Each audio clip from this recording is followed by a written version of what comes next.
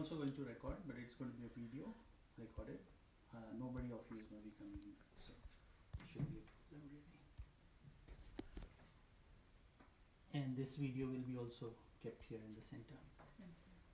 Okay. Okay, check 1, 2, 3. So that's doing it now. I've just lost my little ledge. So, You can put it on. do you think that will project to you?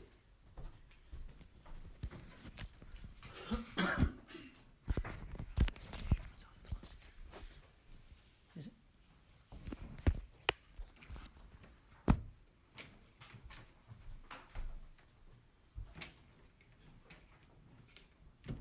Good morning, everyone.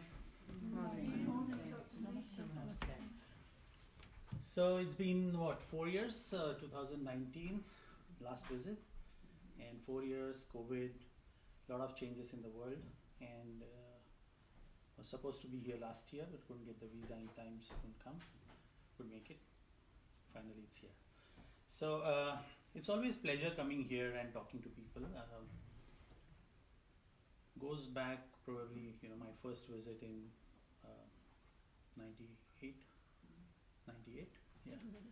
And we used to come here 4 or 5 times a year, and we did our first course in Bond University. I was just talking to Subhi yesterday that we did the first conference seminar in Bond University, and it was fun. Shanti had organized it here, and then I was coming regularly. Sonia, Hillary then joined in. So these have been like amongst the first students who have attended, and Sonia might probably have maybe a bag full of notes by now because she has attended practically all the lectures. Then we used to do the certificate course and the practitioner course, which the first batch I conducted completely. I used to stay here for 3 months, and God willing, probably we are looking at doing something similar, not for 3 months, but me coming regularly and doing the training with the students. So I'll discuss that more with Shanti. But like I said, it's always pleasure being here and talking to people. Australia has always been very close to my heart because that was the first country I visited, back in 98. And that's how my journey in teaching overseas, teaching and training in Ayurveda started. So it's been fun. People in Australia have been very open, very different from other countries. I've been to Spain, Japan as well, different. So yeah, I enjoy it here, and I hope we will, you as well will enjoy the next 9 days, kind of 30 hours of deliberation that we will have. So let's start with what we are talking today. We're all here for a detox retreat, right? It's a spring detox retreat. So usually when I talk or when I teach, it's a lot of interaction, okay? And there are, I can see 4, 5, 6 of them who have studied Ayurveda. So this is going to be kind of a mixed bag of information, because there will be some content I will go into deeper, into more depth, whereas some content I will not keep it to that depth because of the other attendees who are here.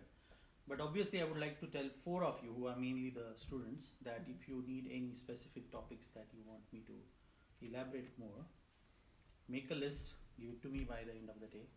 So I will see that it's incorporated in my talk some way or the other, and we go into more depth so that you have your concepts cleared on those, or have additional information on that, whatever is required. Questions are always welcome anytime. You don't have to wait for the lecture to stop, etc. You can raise your hand and ask a question, not a problem at all. Okay. So we are here for detox, right? So let's start. What do you mean by detox? Purifying. Purifying. Okay. What else?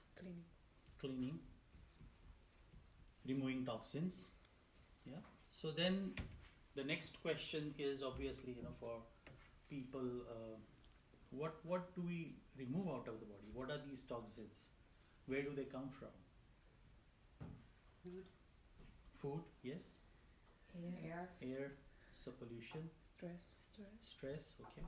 What else? Sorry. Water. Yeah. Unprocessed emotions. Unprocessed emotions. Okay. And when we do this detox process, what actually happens? I mean, how many of you have done detox before? Okay, okay. And what has been the experience? What happened? You help the body eliminate the toxins Okay, through any pathway involved. okay. Very Ayurvedic. We feel better, we feel lighter. You feel better, you feel lighter. With Yes. more energy. More energy, yes. Yes, anybody else want to add? Clearer, happier. Clearer, happier, okay. Less pain. Less pain, yeah. Revitalised. Revitalized, okay, good. Brain is more focused. Brain is more focused, clearer. So then when we say that these are all the benefits of detox, then obviously, you know, if we go back and relate those to the problems, is how does one identify the toxins in the body? You know, typical notion in the Western world today is that, you know, when you have pain in the body, when you don't have energy, when you feel fatigued, when you feel bloated, your digestive system is not functioning properly, there is pain in the body. So these are typical symptoms which people say that, oh, I think I have toxins in the body and I need to detox. And then what does the world say today? I mean, what is detox in the outside world? Like, what happens or what is done in that detox process? Which are the different types of detoxes that happen? Medication. Sorry? Medication. Medication, okay. But what is prevalent in the world today? Like because detox is a huge market. It's a massive market. Exercise, okay. And food. Yeah, what we eat now, like a diet. Yeah. Like a diet, okay. But what is being marketed as detox? Inflammation, pulling out the inflammation. Okay. But suppose today somebody who is not aware of Ayurveda or not aware of any of these things that we are talking here and has any of these symptoms and thinks, oh, or somebody tells that person that I think you need to detoxify, you need to remove the toxins. What will be typically that person doing? What will that person do? What is the typically available solution for this? Stop eating, fasting. Yeah. Fasting, okay. Does Drink a lot of water, strange drinks. so basically when we talk of detox, typically available detox methods are, you know, you can have, say, a juice detox, for example. You know, you go and take a lot of juices and a detox. You drink a lot of liquids like water detox, or you can have herbal tea detox, like, you know, so you can have herbal infusions detox. You can go on fasting and then detox. You can have medicated infusions and detox. You know, these are typically available things for detox, like people go on a green tea or people go on medical infusions, medicinal herbal infusions and detox. Colon hydrotherapy, that's also very one popular detox method. People have used it for years and years and years. You know, you're aware of colon therapy, right? Colon irrigation. Yes. Yeah, so people basically use water, medicinal herbal infusions or coffee infusions, and this liquid is passed through the rectum and then removed out, and supposedly a lot of toxins are removed from the body. So these are typically seen detox methods. And what is the emphasis on these methods? In these methods, the emphasis is what happens everywhere today. The same thing is happening in these detox methods, is that the importance is given to an external agent like a medicinal infusion or a juice or salt water or colon irrigation to do a detox in your body. And the rule is one method applies to everyone. Yeah, so suppose you know there are 10 people who want to do detox, they will suggest a juice detox to everyone. You know, and that is why you see that the results of these detoxes are not standard, they are not uniform, they may vary person to person. Okay, And I see that that's a common mistake done with, you know, a lot of things that those are happening in the world today. And I understand that it's a product that has to be marketed, you know, there has to be a business behind it, there has to be money made from that.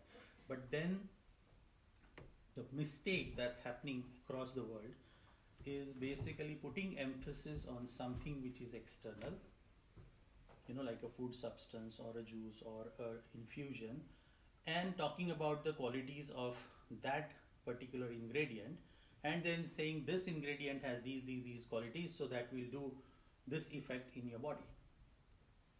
Does that necessarily happen? It does not necessarily happen, because every person will react to that substance differently. And that awareness about each individual, that awareness about how each individual's body is going to react, how each individual's physiology is going to react to that substance, is not considered. And that's one of the biggest, I won't say mistakes, it's a challenge that a lot of these methods are facing. And that is why, you know, whenever you go and you start looking at a research data for, say, colon irrigation, you start looking for research data on juice detox or herbal infusion detox, everywhere you will find that results have been encouraging, but more research needs to be done. Why? Because the focus is on something external, and we are not looking into the machine that's actually going to process it. You know, I call a human body as one of the most evolved machines in the world.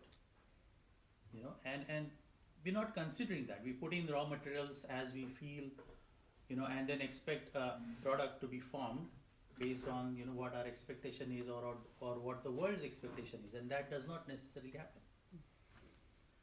I have seen so many times people come and ask, you know, that, oh, I eat healthy food, I eat organic food, I eat the best food in the, you know, available in the market, but still why I am not healthy? The answer is same. If the machine's not functioning properly, then any food that you take, maybe the best food in the world, maybe the worst food in the world, is the same when it goes into a machine which is not functioning properly. It's as good as putting the food in a dustbin or putting it inside your body. Because if it's not processed properly, it's not going to give you the results which are expected from that food, even though that food might have the best nutritional values, best, you know, health benefits, etc. And this is where I think the outlook has to change, where we start looking within ourselves, we start looking in the body, we start looking at ourselves and understanding how my body is functioning, how somebody that you are suggesting something to use, his or her body is functioning, and how that particular substance will react, will have an impact on that person. It's going to vary.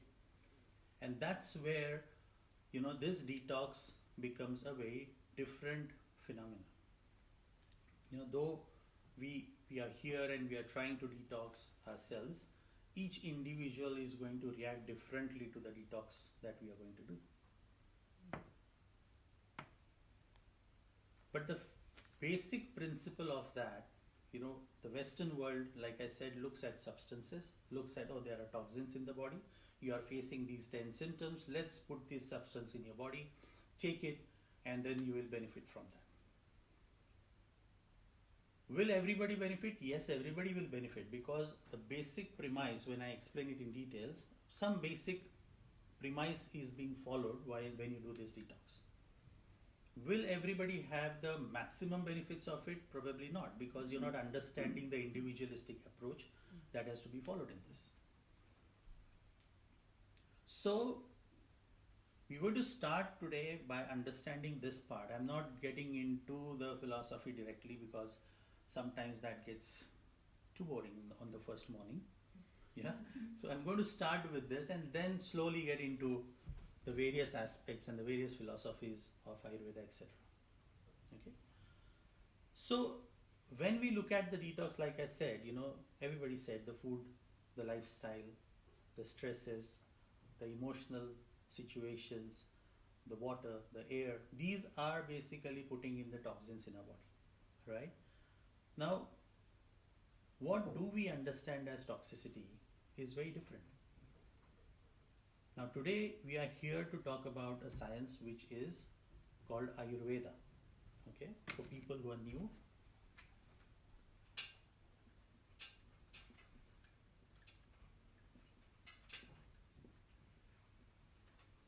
Ayurveda, as the word, I purposely written it in this form, it's one word, but I've broken it up. Ayur means life, and Veda means the science. So basically this is the science of life. This is the knowledge about the life. Now when I say it's a science of life, what does it teach you? It talks about how to maintain your health predominantly, like if we are healthy, how to maintain the health, explains you the various means and methods, lifestyle, food, diet, etc., various fundamental principles to maintain your health. But being humans, we tend to make mistakes, we don't follow it for various reasons. Then we fall sick. We'll have various diseases, we'll have various problems. Then it talks about how to correct those problems. That's the basic fundamental principle behind Ayurveda. It's a science of health which explains how to maintain your health, and if you fall sick, how to correct the problem, how to cure the problem. So please understand that this is a science which today the world is all talking about the preventative health, right? The world preventative health is big in today's world. Ayurveda is one of the first sciences which put down the emphasis on preventative health. How to prevent diseases from happening, how to remain healthy, how you should not, fall sick. So if you look at any textbook of Ayurveda, any book of Ayurveda, the first part of it, nearly 50-60% of it will talk about this aspect.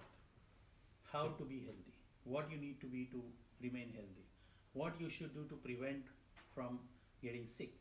And then obviously then it will talk of why a person becomes sick, what happens, why a disease happens, and then talks about how to correct that problem.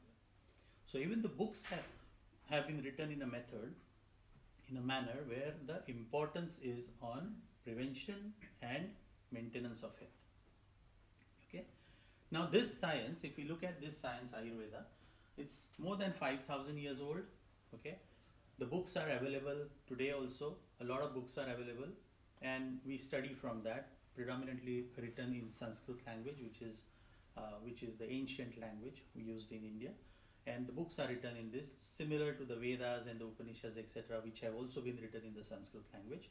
So this science is also written in Sanskrit language. Now the interesting part is that how did these books evolve? How were these books written? So what used to happen is that there would be some problem that the people would face in those times. Okay, and the people who were having knowledge about health and wellness, they would get together, they would discuss this problem. Oh, that somebody is having some type of a fever.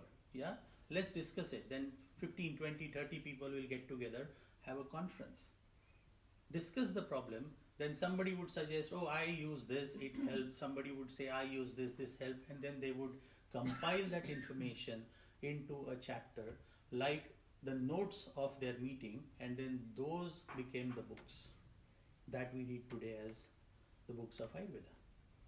Obviously, the person who compiled got the name, like the Charak Samhita or the Bhagavad Samhita or the Sushruta Samhita.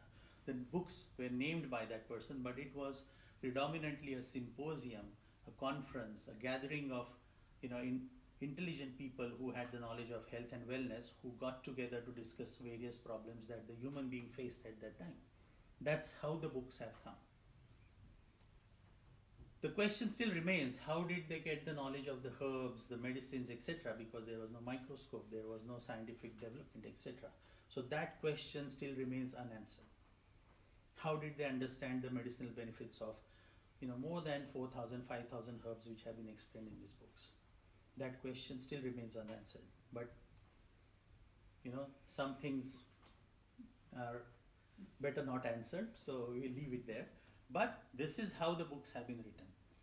And when we get into this science and start understanding the various philosophies, And when we talk about detox or when we talk about toxicity in this science, which is what we are going to start our discussion with, the whole concept of detox or the whole concept of toxicity in Ayurveda is very different. Like everybody said, that these are the reasons or these are the causative factors for having toxins in the body. Understood.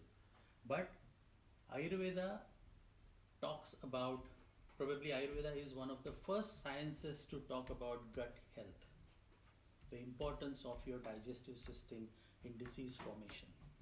Today the entire world is talking about gut health, and everybody is talking about how your gut is very important for your health, how your gut is important, in cancer, your gut is important in rheumatoid arthritis, your gut is important in this, that, whatever. The basic principle Ayurveda has laid down 5,000 years ago, and it says that your digestive system is the reason for your diseases and also for you being healthy.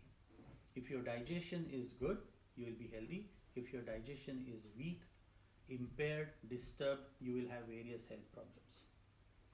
So whenever you are considering any health issue, any health problem, you have to look at the digestive system of that person.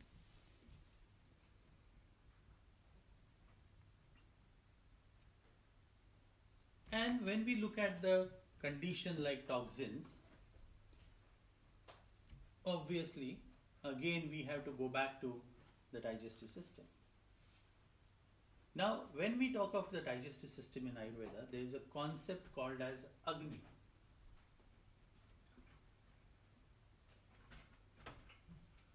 Agni is the Sanskrit word which means fire. Okay?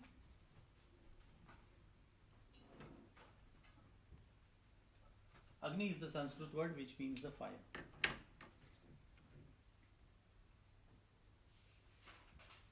So, what it talks about is your digestive fire has to be strong enough to digest the food that you are consuming. Okay? Your digestive fire has to be strong enough, which means primarily your digestion capacity has to be good enough so that the food that you consume gets digested properly. Okay? And this digestive fire will then decide whether the body is going to get nourished properly, the body is not going to get nourished properly, the body is going to be healthy, the body is not going to be healthy. How does the digestion happen in the body? Like when we consume our food, the digestive processes start right from your mouth, right? The saliva is the first enzyme that starts the digestion of carbohydrates.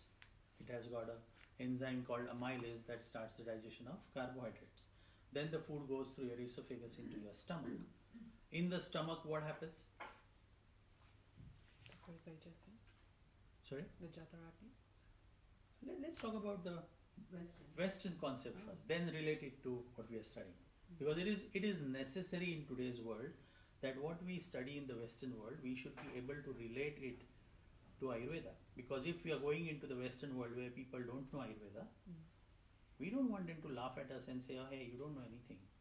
No, we know. We can relate what is being said here to this, and then that becomes a more acceptable science.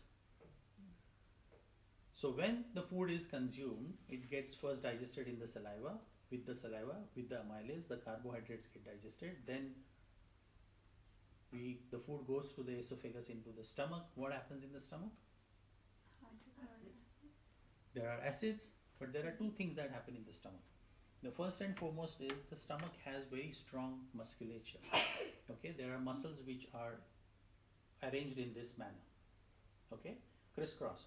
So they start contracting, and because of their contraction in crisscross motion, it actually breaks down the food into smaller particles. When it is broken down into smaller particles, what happens? It's broken down into smaller particles. It's mixed with the mucus in the stomach. Mixed with the mucus, what happens? It forms small globular structures, small spherical balls of food. Why sphere? Because then the acid, like we said, the hydrochloric acid or the pepsin which is going to digest the food, if it has to act on the food, it needs to have the maximum surface area for the best action to happen on the food. And the maximum surface area is provided by a spherical surface. And that is why the food is broken down, made into spherical bowls, mixed with the mucus there, and then the pepsin acts on it and breaks it down. Does stomach play the most important role in digestion? Does stomach play the most important role in digestion? Does the maximum digestion happen in stomach? No. Yeah. Duodenum. The most. Yes. Yes. Yes or no? I say yes. I say yes, okay. Anybody else has a different opinion? Is it the small intestine? Is it a rhetoric question or?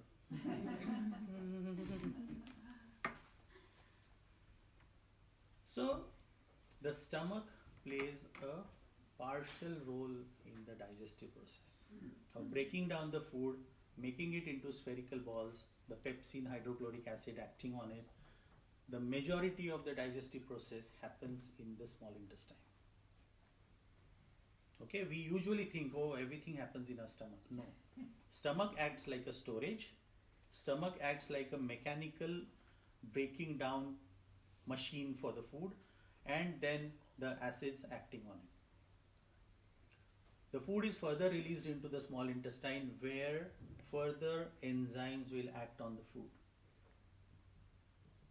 And the food then will be completely digested.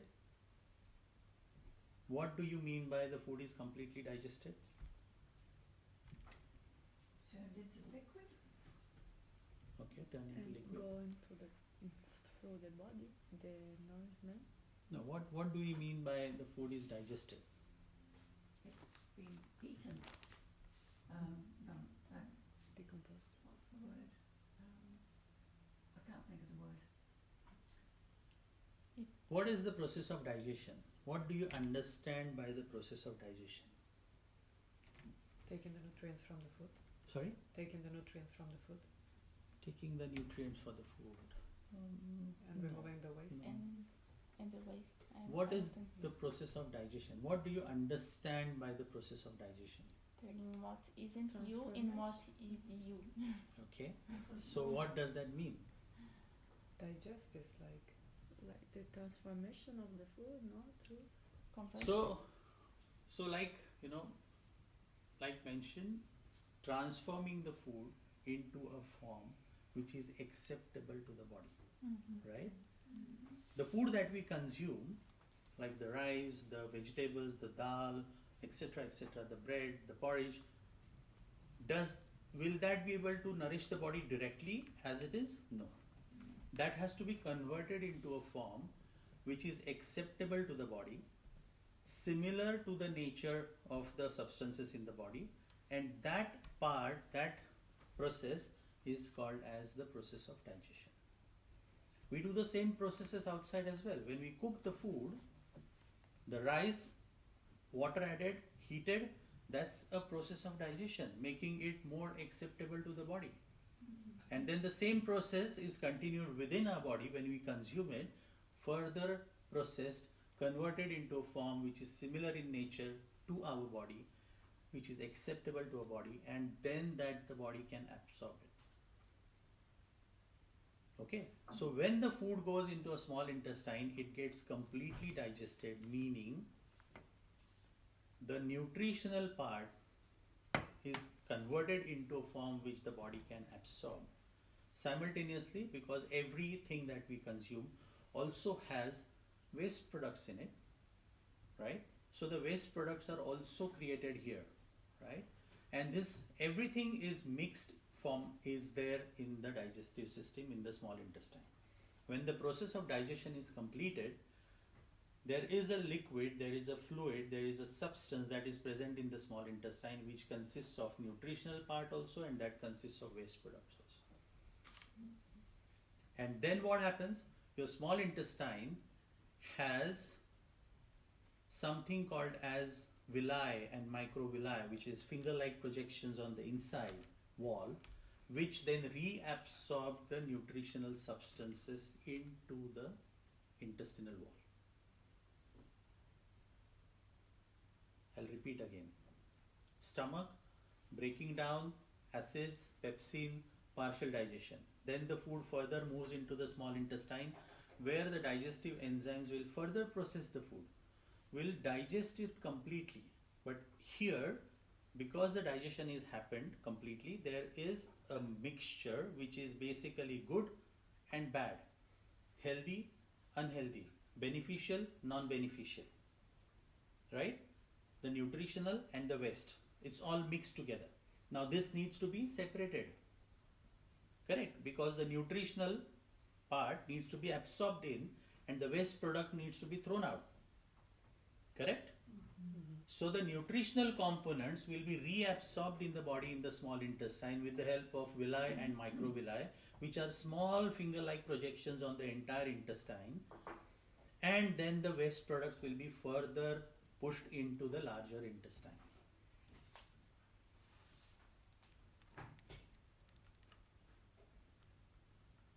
In the large intestine, what will happen? Further reabsorption of water, some vitamins, some important minerals which the body needs is done, and then the remaining part is thrown out of the body as the waste product.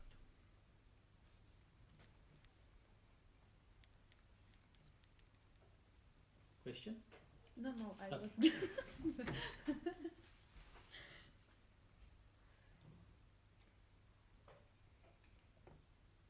Clear?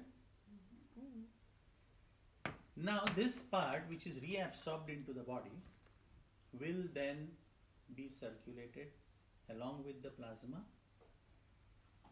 You know what plasma is, right? Lymph plasma. It will be circulated throughout the body, nourishing the various components, okay? And then the anabolic process in the body will start of using the amino acids to build protein, using the glucose to build, your carbohydrates, and so on and so forth. So your digestive process, you took a substance, broke it down, made it into a form which is closer to the body, acceptable to the body. It's a catabolic process. It's the breakdown of process, okay? And then reabsorbed into the body, and the anabolic process of reformation of body tissues will then happen. Waste products will be thrown out, yeah? So this process of digestion is what the Western science explains. Now let's look at what Ayurveda says, yeah? Ayurveda says the food is consumed, it is absorbed in the body, the digestive processes start. It talks about the Agni, the fire, which will primarily digest the food. What does it say? It talks about, sorry for going into a little bit of details, but necessary for the students, so I'll be going into a little bit of details here so that they understand the concept better. But there is something called as Grahani. Have you studied it? Okay. So Grahani is a part of your digestive system, okay, which is after your stomach, which is the Ayurvedic name for your small intestine.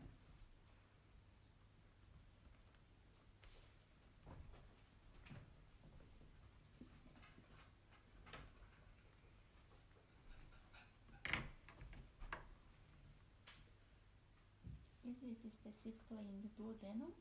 Sorry. Is it Starts with there and then goes into.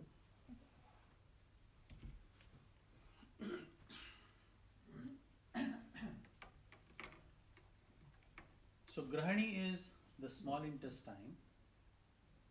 The word Grahani comes from a Sanskrit word meaning to take on, to hold.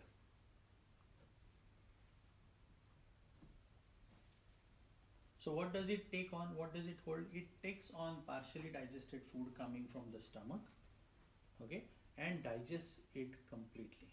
In Ayurveda also, 5,000 years ago, they have clearly said that this is the part where the digestion happens. The process of Agni is more predominant here, and the process of digestion happens here.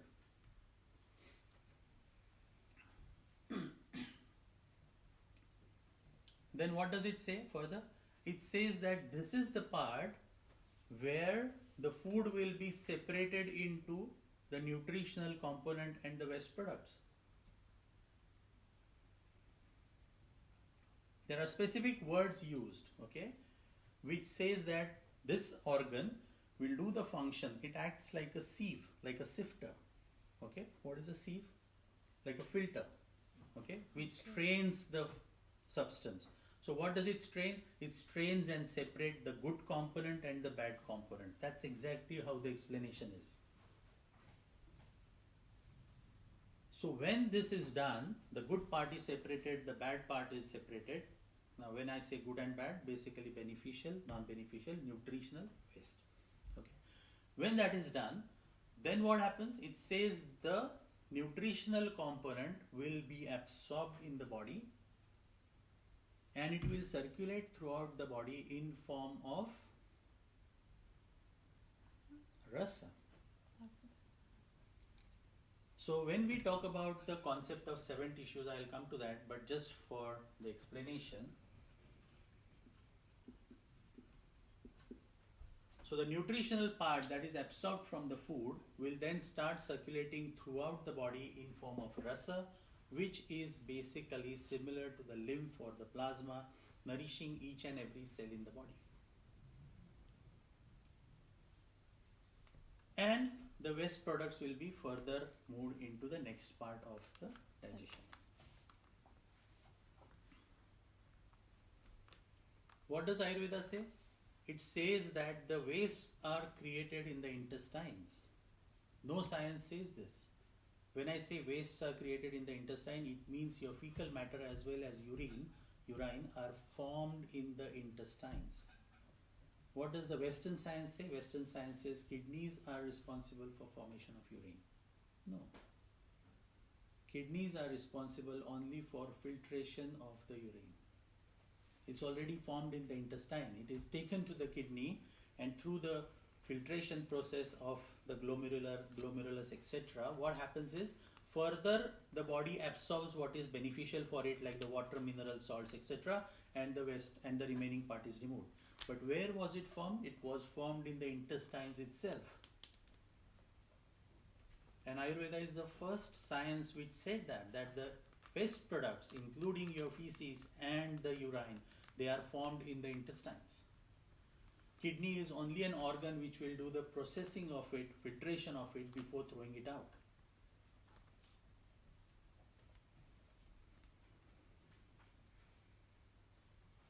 Does that mean that the kidneys keep something back?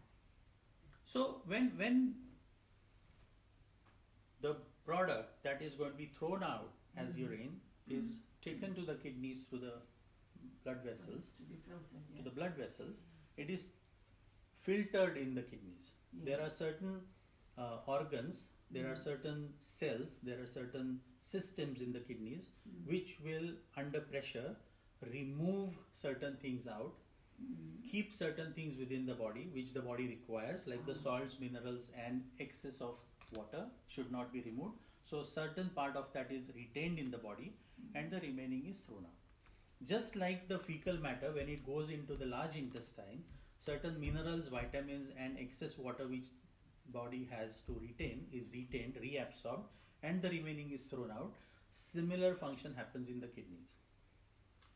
So the kidneys can actually keep back harmful things too?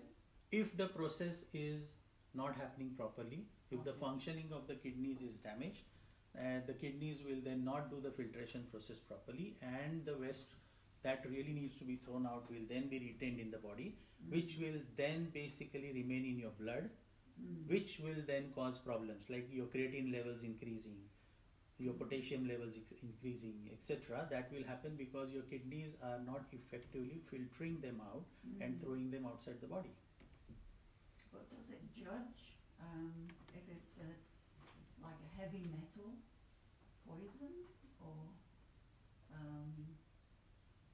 something we're absorbing through insecticides or things like that? So basically, what I told was this is a process that happens under pressure. Okay, Mm. this is an osmosis process that happens. Mm. So there is no selective separation that happens based on the substance qualities or the properties. Yeah. Okay, so if the size of the particle is lesser than a certain size, it may pass. It may pass through. Yeah, it may pass or it may be retained. Okay. Thank you.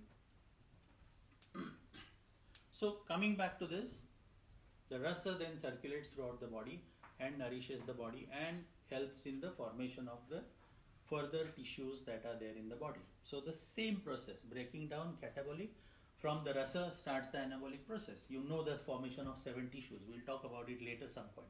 But just to refer here, the formation of 7 tissues from here happens through the rasa, which is the anabolic process that happens. Correct? So when we look at the Western science talking of the digestion, and when we talk about the Ayurveda talking about digestion, exactly the same. No difference. The only difference is probably, the Western science will go down into the details of amylase, protease, lactase, etc., which will say that, amylase is responsible for carbohydrates, pepsin will do the digestion of proteins, etc., etc. Here, Ayurveda will say Agni, which is the digestive fire, which is your enzymes, which are your chemicals, which will help the digestive process. That's the only difference. Other than that, practically the process is exactly the same.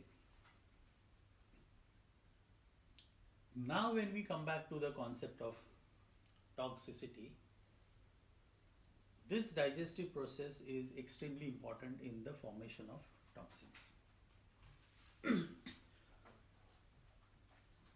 When the Agni, when your digestive fire is not strong enough or has been weakened, how does it become weak? How does your digestion become weak? Are we talking in Ayurveda or No, in general, Eating too much. because it's the same. Yeah. Eating too much, eating junk food, Eating too much, eating junk Fasting. food, Yes. Eating too quickly. eating too quickly, yes. Eating on the run. Improper Sorry, times. eating on the run, yes. Eating while you're watching the television. Yes, so not paying attention to the food. Why that is important? Eating, because that's a very important point. Eating when you're watching a television or reading a book, why will that impact your digestion? Because the body doesn't know it's eating. If it knows it's eating, it will create the saliva, activate the enzymes. Yeah, more? Some more details?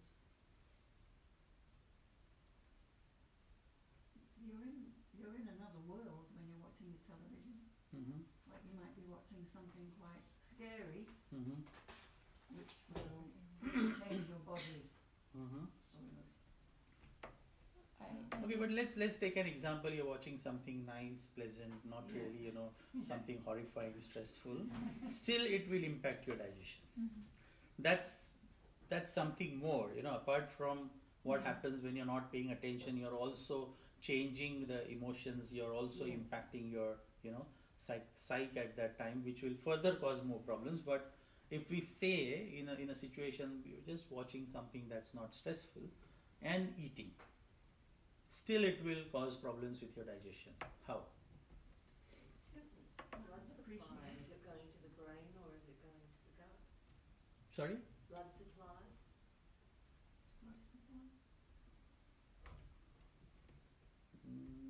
Not really.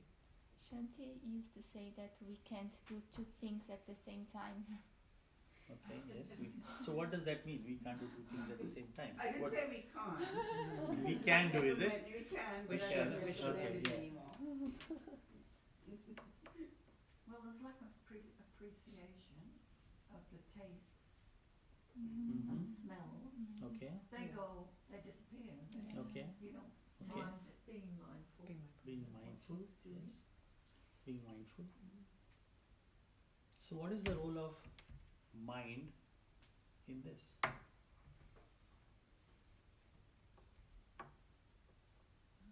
Total. Because you give signals to the body to process the food or to make its functions. How does a body understand any stimulus that it receives through any sense organ? Through the Hmm?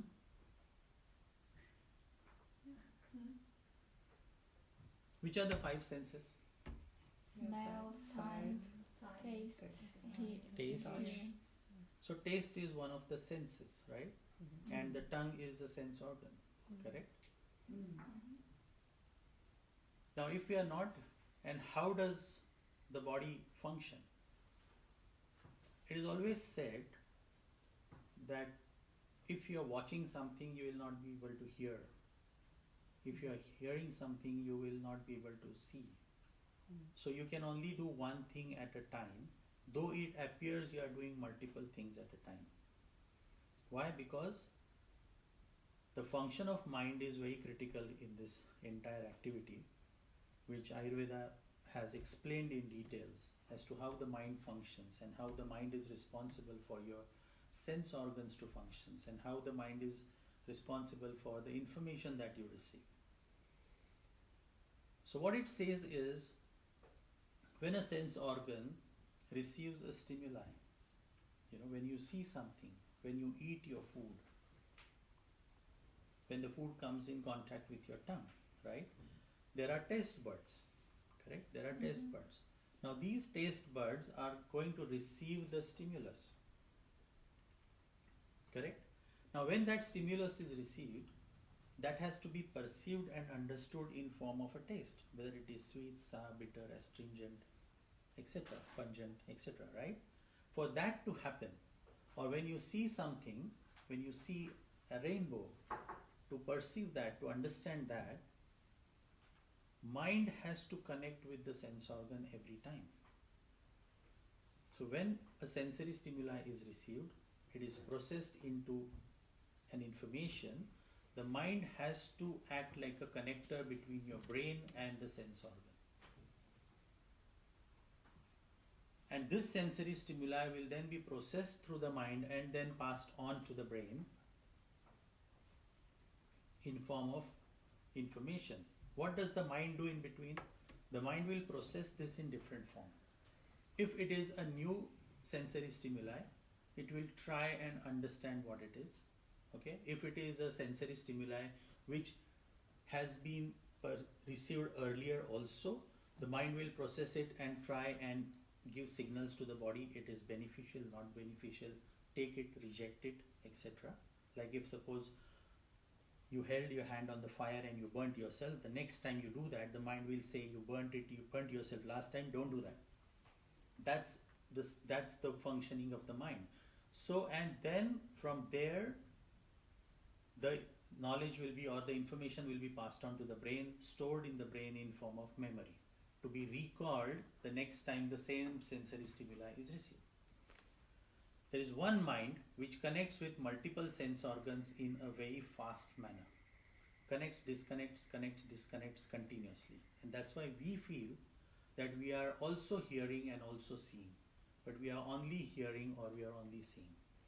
And that's why when you are engrossed in reading something or watching something, you may not hear somebody calling your name. Why? Because your mind is connected so strongly to one sense organ that it does not disconnect from there to connect to your other sense organ to make you hear somebody calling you. You understanding what I'm saying? So mind plays a very critical role in understanding any sensory stimuli we receive. And so is the case when we consume our food. When we consume the food has to get mixed with the saliva and then it has to go into your taste buds. The taste buds are not like this, okay, on the tongue. They are not like this. They are not elevated things. They are like this. Okay, so the taste buds are like cavities. And for the food to go into the cavities, the food has to be broken down into smaller pieces, mixed with the saliva, so that the saliva will take the food into these small cavities and the nerve endings here will then take the sensory stimuli. Very interesting. But we don't start digestion or like all the process from the nose, like from smelling food, instead of the saliva? We won't start the process of digestion, we'll start the process of stimulation. I'll come to that. Yeah. So the process of perceiving the taste will start here only when the food is mixed with the saliva. And that is why people who are on chemotherapy, when they stop salivating, they lose that sense of taste. Why? Because there is no fluid, there is no liquid, there is no mucus, there is no kapha that will mix with the food, take it into these cavities, take it into these crevices where of the taste buds, where the nerves will then perceive the sensory stimuli. So, this to happen, the food will be mixed, the food will be broken down, going into these cavities, and then the mind has to connect with these sense organs. The rasa, the taste buds, the mind has to connect. If you're watching something, your mind is not connected there, you will not be able to perceive the taste properly. And because you're not perceiving the taste properly, it will impact the digestive processes. So paying attention to the food, being mindful of what you're eating is very important for not just the perception of the taste, but also understanding how much you have eaten. To avoid overeating, to avoid unnecessary eating, avoid large quantities of food being eaten, it is important to be mindful, and being mindful means being present there. Being present there means being mindful. The mind is connected with the activity that you are doing, which is eating. So this is extremely important that, the activity of the mind, the function of the mind is extremely important in the sensory functions in total. We'll talk about this as we, talk more, but just to understand this. So coming back to the reasons why we disturb our Agni. Any other reasons? Excessive eating, not being mindful, eating the wrong food, eating junk food. Improper times.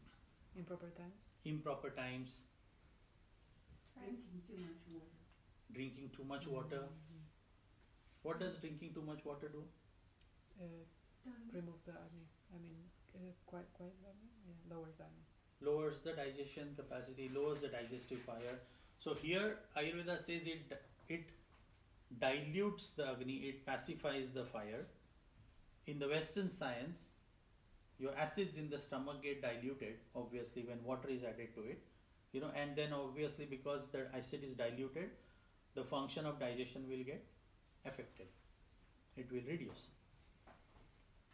What else?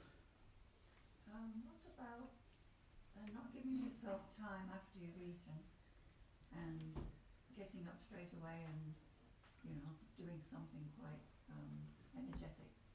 So exercising or any physical activity immediately after eating. Or not eating when you're hungry. Not eating when you're hungry. Yes. So not eating when you're hungry, basically eating at wrong times. A lot of people have this habit of, I talk to people and then they say, 10 o'clock, it's not possible for me to eat at 10 o'clock, so I had my dinner at 7. So I fail to understand the stomach doesn't have a time release mechanism, where it is going to release the food at 10 o'clock because 10 o'clock is your dinner time, and because you don't have time now, you've eaten at 7 o'clock, it's going to start the process of digestion at 7. A lot of people eat early because they don't get time during the dinner time, because they're busy at work or doing something or studying or in the class or something else, and seen so many patients who do that. That is also extremely harmful, because the body is not going to understand that my dinner time is 10 and you have eaten at 7, now the process has to start at 10. No. The moment the food goes into your system, the process has to start. And if the Agni is not there, the enzymes are not secreted, then the process of digestion is not going to start. Correct? So, what about the emotional conditions? Stress, grief, anger. That also is going to impact your digestive functioning, or the Agni, or the fire. Stress being very important. anger, frustration, depression, all these things are going to impact the digestive processes, the digestive capacity. Reduce your capacity of digestion.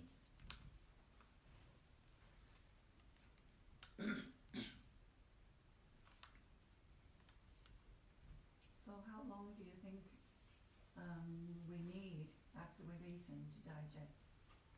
It will depend person to person, Okay. depending on your constitution.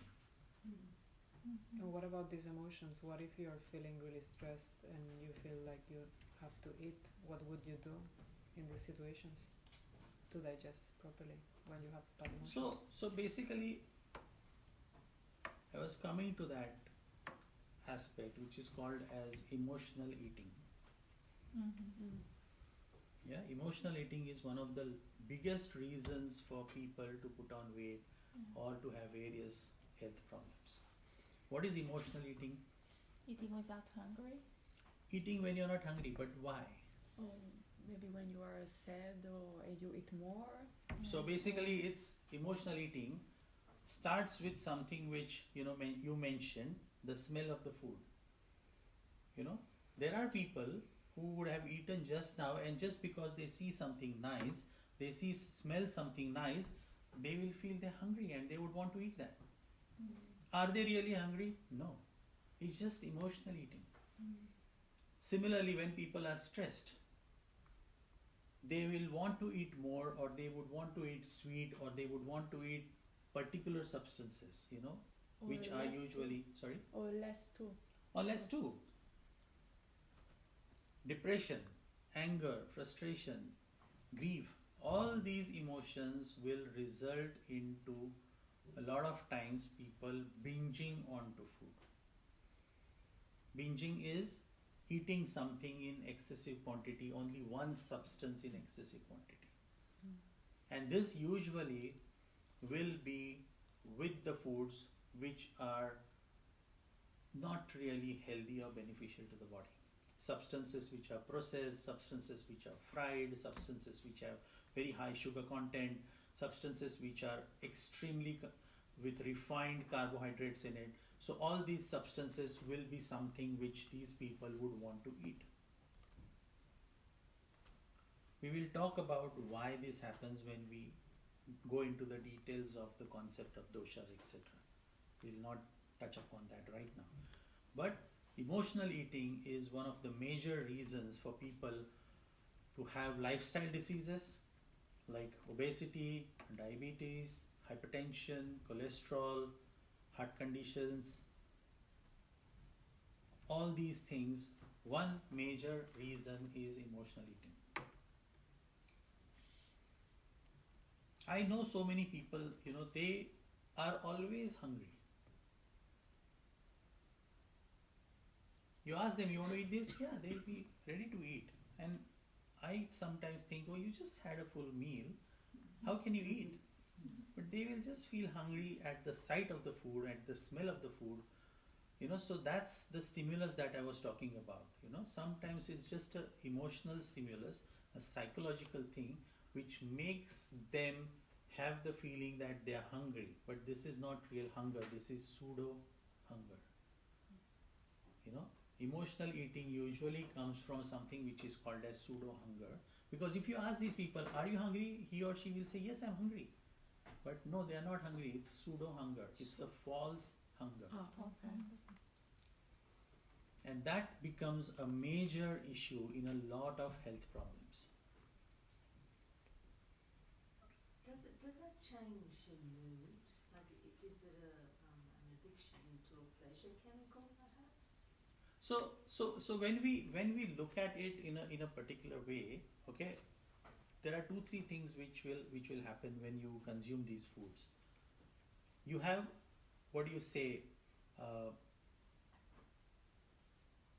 certain changes happening in your body. So the body will demand for certain substances, particularly, like I said, the high carbohydrate, high sugar content, okay, which is predominantly because of the vata changes that are happening in the body. We'll talk about it in details. But these changes, the body will demand for it. The problem is not the body demanding for it. The problem is with the choices that we make when we know that there is something wrong with me and the body is demanding for sweets or the body is demanding for eating high carbohydrate food. What do we eat, what do we choose as healthy options is something where most of the people make mistakes. So I'm not saying body demanding is wrong, because the body is undergoing certain changes which are abnormal, which are pathological, and that's why the body is demanding substances which will pacify the changes that are happening. The problem is, when you want to eat something sweet, you don't need to go and eat a cheesecake, for example, or you don't need to go and have a high sugar content pastry or something. There can be healthier choices which can be taken, which will help in pacifying that urge also, that demand of the body also, without causing any problems to the body. But most of the times people say, I want to eat that, I feel hungry for that particular food, I want, my body demands that particular food. No, it's not like that. Never. So we will come to that as to what you can eat when you feel these kind of urges, these kind of demands, etc. But coming back to the topic, the body will, go through these kind of changes, and the main reason we were talking about is emotional eating, pseudo hunger, and these things will then impact the digestive function. And when the digestion is impacted, the digestion is affected, what will happen? The food that you consume will not be digested completely. Let's put it this way, okay? I always give this example that suppose you're given certain work to do. You finish that work. So you're given more work to do. You finish that work. Now the next time, because you're doing that work properly, somebody gives you 3 times the quantity of work that you are doing to do. What will happen?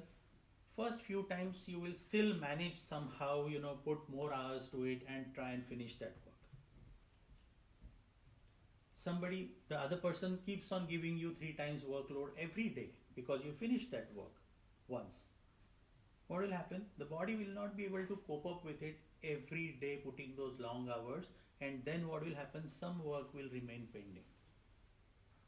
The same will happen with your digestive system. The digestive system will try and cope up with the excess food that you're putting in, the wrong foods that you're taking in, the junk foods that you're taking in, the heavy foods that you're taking in. Try and digest it as much as possible. But if you keep on doing it again and again, over and over again, for days, for months, then the body will one day say, I cannot digest it anymore. And then the body will stop digesting it completely. The food will then become half digested. It will not be completely digested. And then the formation of toxins in your body, the process of formation of toxins in your body will start. What I'm trying to say here is that, and I'm not justifying doing wrong things here, but I'm trying to make you aware that things don't happen overnight. Like you're eating healthy and suddenly one meal you eat something wrong, that's not going to suddenly make a change, or the body is not going to get into trouble, provided you have been living a healthy lifestyle, eating healthy, etc. The body will try and adjust, the body will try and manage the problem as much as possible. Like I said, it's the most evolved machine, it's the most evolved system. It understands what it is facing, what kind of conditions it is facing. It will understand that you've eaten wrong food, you've eaten heavy food. It will still try and digest. But if you keep on doing it again and again, over and over again, there will come a time when the food will not get digested, the body will give up, your Agni will give up, your digestive system will give up. And that's when the process of toxicity or toxin formation will start in your body. Now what happens? We said, now coming back to the digestive function that we talked about, we said that when your food goes into your stomach, it gets partially digested, then goes into your small intestine, it gets completely digested into nutrient part and the waste product. The nutrient part is reabsorbed in your body and starts circulating in your body for the further processing and nourishment of the body. The same will happen here, but instead of the nutrient part, it will be half digested food that will get reabsorbed into the body, and the half digested food will then start circulating throughout the body. This half digested food is called as ama. The word ama itself means partially digested, half digested. So this ama, this partially digested food will get reabsorbed in your body and start circulating everywhere, causing or creating various problems in the body, which we then call the signs and symptoms of toxicity in the body.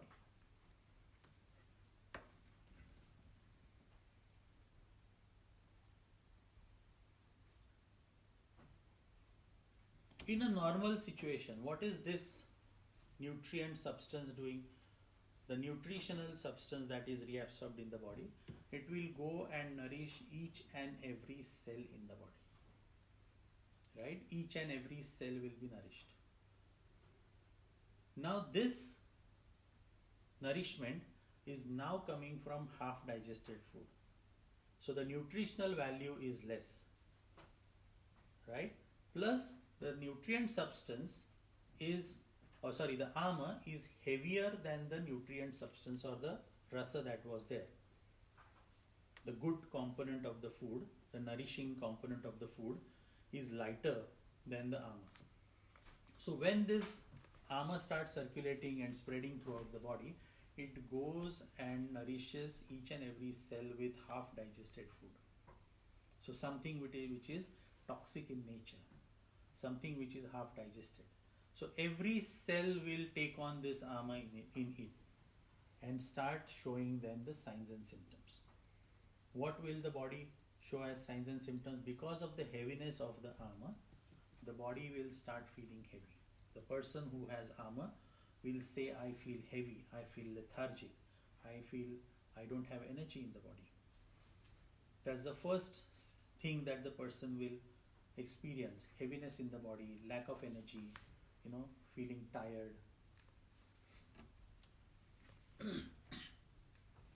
Because the cells are not being nourished, similarly, your sense organs are not being nourished because they are also made up of cells. When I say every cell is nourished, your brain cells, your sensory organ cells, everything is going to get nourished by this nutritional substance, which now is being nourished by ama, which is half digested food, like a toxic substance. So your sense organs will also not be nourished. Then what will happen? Your brain will get tired, your sense organs will get tired, so you will not be able to read for longer times, you will not be able to talk for longer time, you will not be able to focus on something for longer time. So concentration levels will go down, brain fog will happen, your irritability levels will go up because you're not able to focus, you're not able to understand things.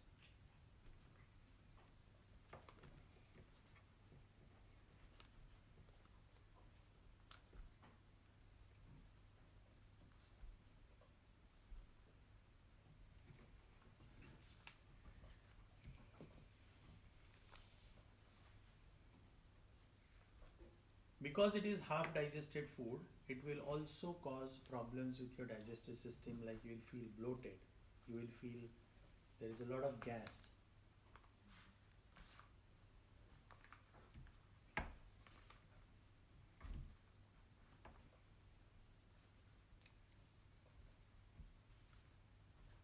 There will be a body odor, there will be, halitosis, which is bad breath.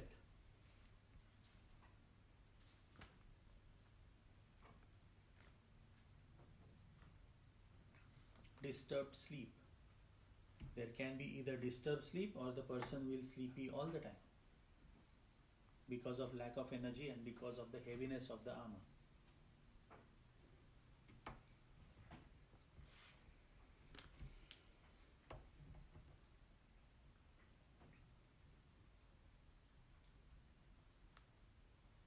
This also will give one more sign and symptom, which is pain in various parts of the body.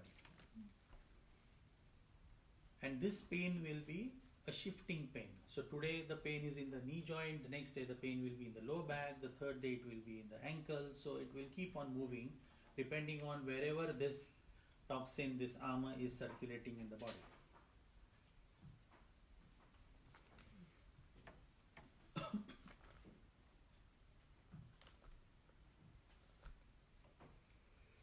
But it can also be always in the same place, or it's whatever. It can be also on the same place. But the predominant thing is it will keep on shifting, yeah. Mm. When it is at a particular place, that will be like a disease, Mm. like we call it the rheumatoid arthritis kind of a thing, which is where there is an additional thing that is required. We'll talk. Okay. So shifting pain, moving pain, that will be there.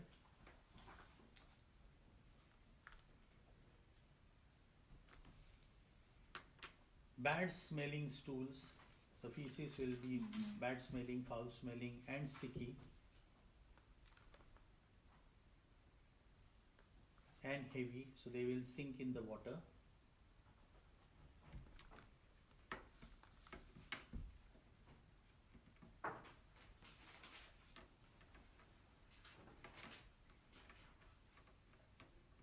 Physically, this person will also see a coating on the tongue. Coating on the tongue will be seen in the people who have the ama in the body.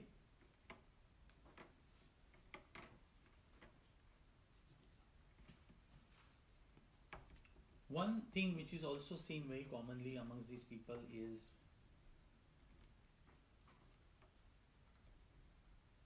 very difficult to get out of the bed in the morning.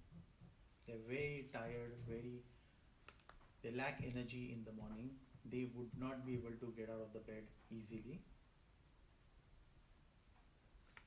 Once they get out of the bed, they start moving, they will start feeling better. The moment they consume some food, like they eat a breakfast or something, again their energy levels will go down. As that food gets digested, till the lunchtime they will start feeling better. Again they have lunch, again their energy levels will go down, and by evening they will be completely exhausted. So this is a very typical, stage or a life cycle of a daily life cycle of a person who has ama. Lack of energy in the morning, start feeling better.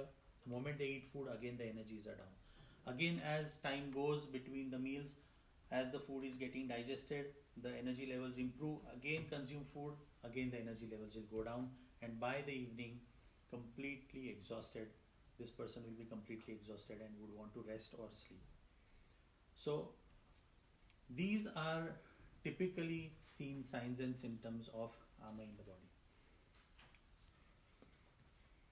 And I can confidently say that there will be a lot of people, when you see around or when you examine people in your family, in your friends, etc., there will be a lot of people who will be showing one or more of these signs and symptoms. With one of these symptoms, can already be ama, or it could be something else? Like Exhausted because it's overworking, or something like this. Yeah, that is possible. I mean, like an exhaustion. So that's why you have to relate it to how the person is, how the exhaustion pattern is. Continuously exhausted. Also, you see coating on the tongue. Yes, then it's ama. If you see exhaustion and also the person says that he has a sticky bowel movements and foul smelling bowel movements, not feeling hungry, then there is ama. So you have to relate the signs and symptoms together. Okay. But you will see a lot of people amongst you, around you, who will have ama in the system. There will be toxicity in the body. So understanding of the toxicity is very important, and understanding the reason behind it is very important. And like we explained, the reason behind it is your digestive system, your digestive capacity. The lower the digestion, the higher the chances of having ama in the body. The lower the digestion and the more bad your food habits are, the more the chances of having ama in the body. You can have a good digestive capacity, but if you have a very bad lifestyle and your stress levels are high, and plus your food habits are bad, eventually you will have ama in the body, because your digestion is going to slowly become weak. So it is not necessary that a particular type of person will only have ama. Anybody can have ama, anybody can have toxins in the body if the person is exposed to factors which are going to reduce his or her digestive functioning. Okay. So these are basically the signs and symptoms of ama. Shanti, should we take a break for 10 minutes and then continue? Yeah, so that we can then move on to how to correct this. Yeah. Have a quick 10-minute break. Can I ask a question after? Yes, yes, absolutely.